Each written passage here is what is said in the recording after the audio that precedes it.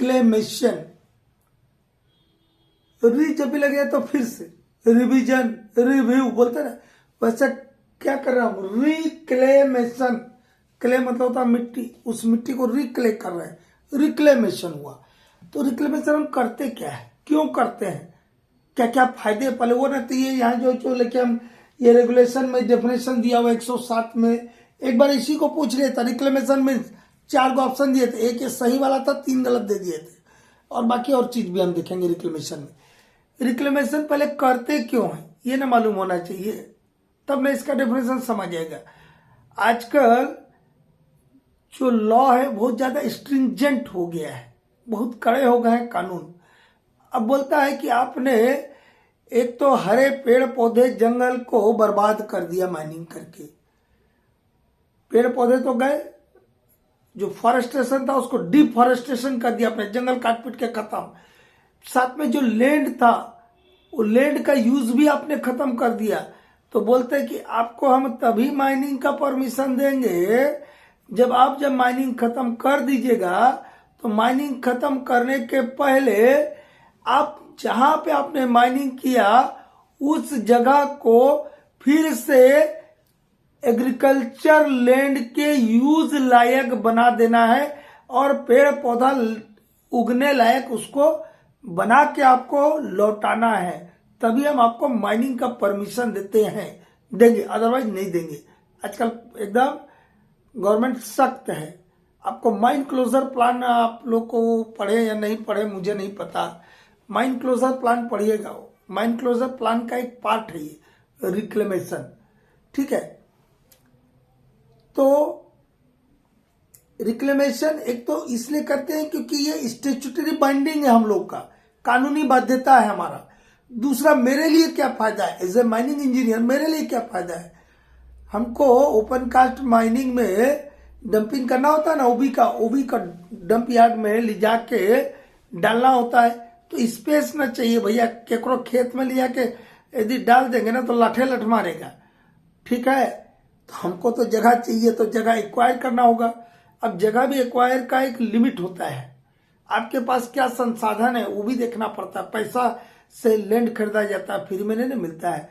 तो जो लैंड से आपने कोयला निकाल लिया, मतलब जिसको आपने डिकोल्ड कर दिया, वो तो अब आपके काम का नहीं है, वहां आप माइनिंग नहीं कीजिएगा, उसी जगह में आप ओबी को लाके भर दीजिए। और ब्लैक कॉटन सॉइल जो था, जिसको टॉप सॉइल बोलते हैं, पेड़ पौधा कहाँ उगता है, जो जमीन के ऊपर का 1-1.5 मीटर वाला जो मिट्टी होता है वो मिट्टी होता है, वो रॉक्स नहीं होता है, उसको सॉइल बोलते हैं, टॉप सॉइल बोलते हैं।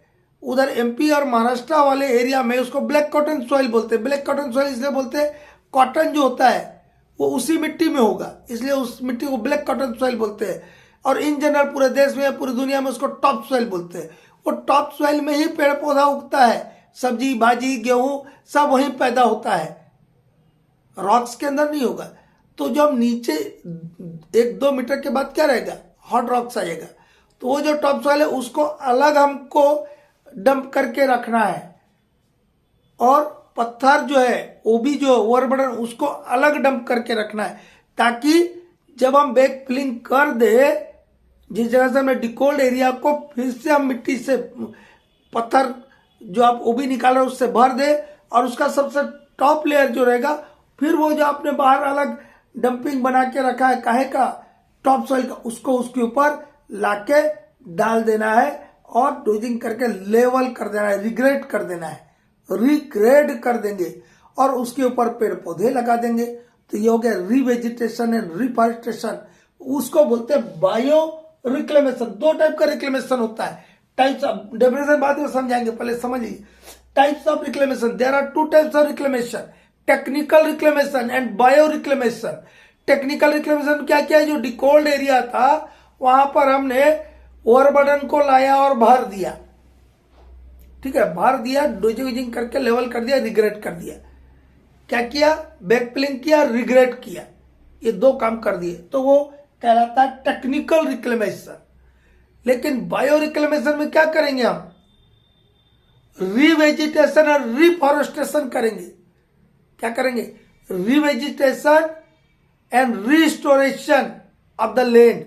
उसके लिए हम क्या करेंगे, वो जो टॉप सॉइल हमने अलग से बताया उसको उसके ऊपर टॉप लेयर पर ले जाके बिछा देंगे, रिग्रेट कर देंगे और वहां पर पेड़ पौधा लगा देंगे या खेती करने लायक, एग्रीकल्चर करने लायक उस जगह को बना देंगे।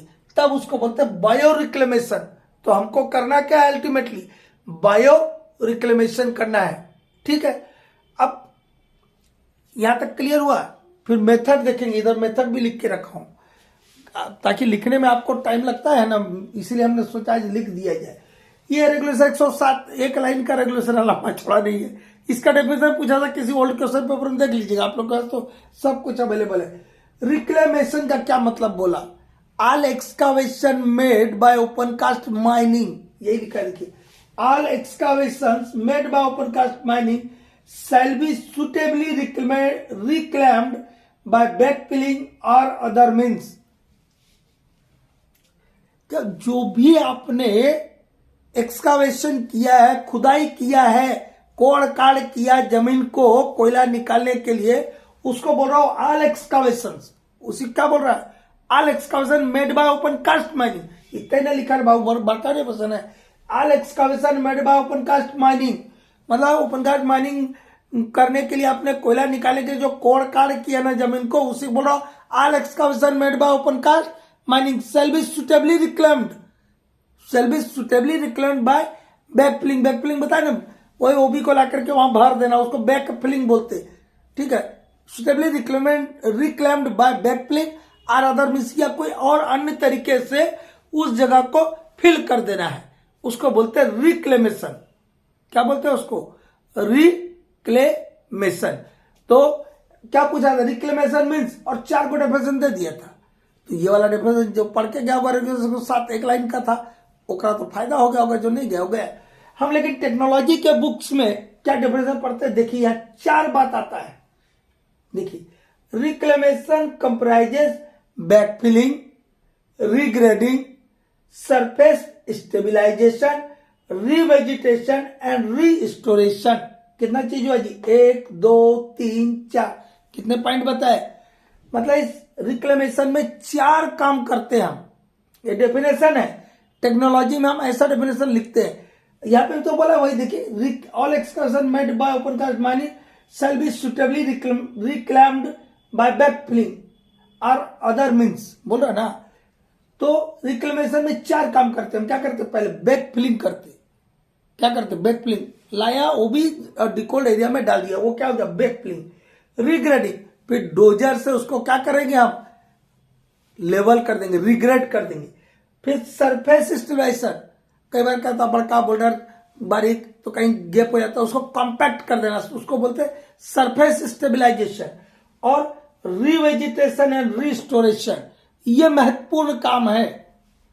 रिवेजिटेशन मतलब पेड़ पौधा लगा देना, और पेड़ पौधा लगा के उस जगह को क्या कर देना, रिस्टोर कर देना, जो माइनिंग के पहले था वो वाली स्थिति में ला देना। ये वाला प्रोसेस के लिए समय लगता है, बट हो जाता है। तो कितना काम होते हैं रिक्लेमेशन में, there are 4 activities involve in reclamation, backfilling, regrading, surface stabilisation and revegetation and restoration of the land as usual as before the mining activity.